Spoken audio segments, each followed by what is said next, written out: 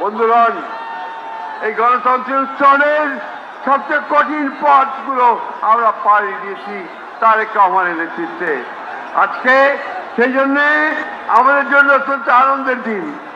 অন্যদিকে আমাদের মাতা দেশের বেগম খালেদা জিয়া অসুস্থ অবস্থায় আজকে হাসপাতালে রয়েছেন।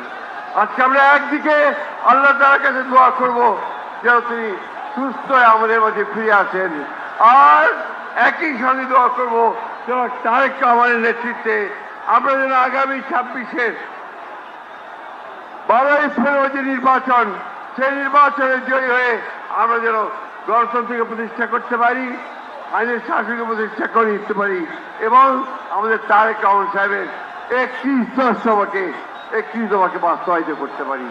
সকলকে আবারও আমরা বিএনপির পক্ষ থেকে ধন্যবাদ, কৃতজ্ঞতা জানাচ্ছি। দেশের এবং খালেদার পক্ষ থেকে ধন্যবাদ, কৃতজ্ঞতা জানাচ্ছি এবং তারেক রহমান সাহেবকে আমরা স্বাগত জানাচ্ছি। আসসালামু আলাইকুম।